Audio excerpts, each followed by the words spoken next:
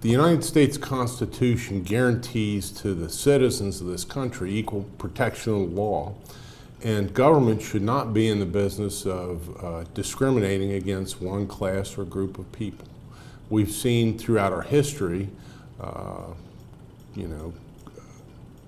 historical atrocities that were created in that fashion, and as time has passed, I think we've come to consensus that that sort of discrimination just has no place in a free society. And so for those who perhaps want to draw distinctions or limit opportunities for those of a particular class or particular persuasion, you're hurting West Virginia and you're hurting our business climate here by doing that.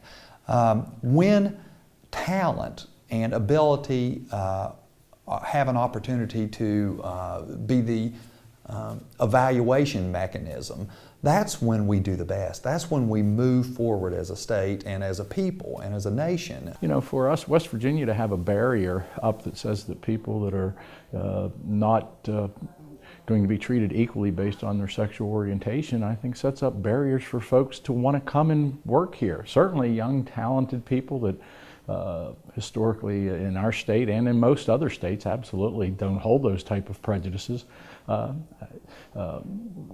don't feel welcome going and participating in a state where bigotry is acceptable. So bigots go home and be open and have a open and free marketplace for participation for all people based upon their skills and their talent, not upon who they love it during the day or go home to at night.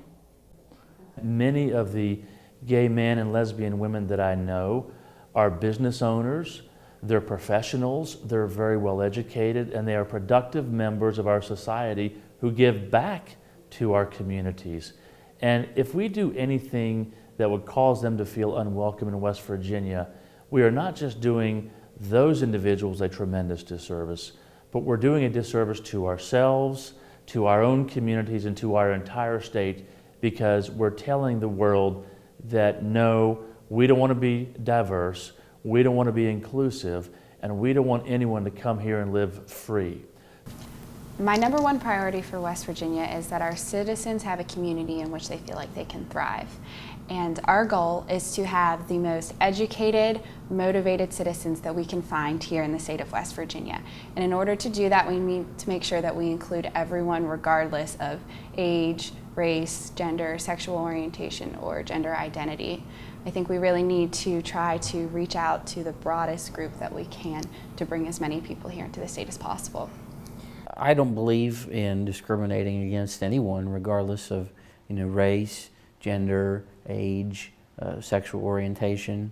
I could never put myself and pretend to know what another person's experience is like. And so it's important to remember to treat people with fairness, regardless of where they come from, because we all come from a different viewpoint and we all have the different experiences that shape us and make us who we are today. But it's important to keep that in mind because we're all human and we're all here for a purpose, and we need to live that out and make sure we encourage others to do the same.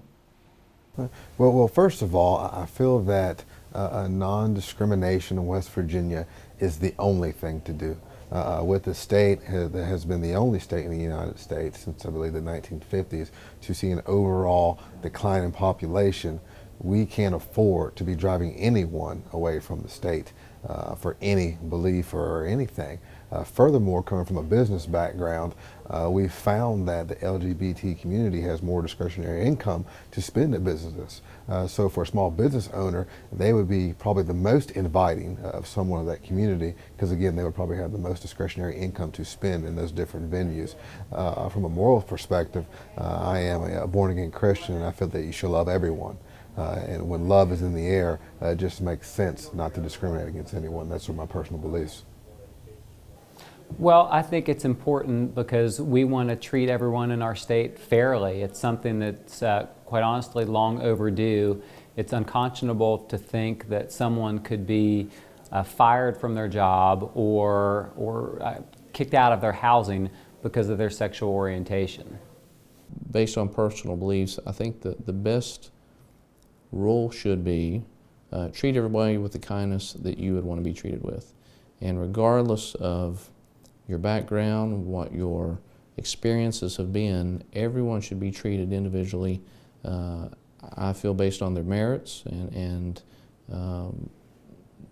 you know, that's probably the best advice that I could give. It's my personal view. I mean, everybody should be treated the same. I don't care the color of your skin or your creed or your background. Everyone should be treated alike. I think of it from a theological standpoint. That's what my faith is about, is mercy for all, not just for people like me, but for everyone. Politically, I think government is for all the people. What can make West Virginia great is not treating each other differently, but treating each other the same with fair treatment.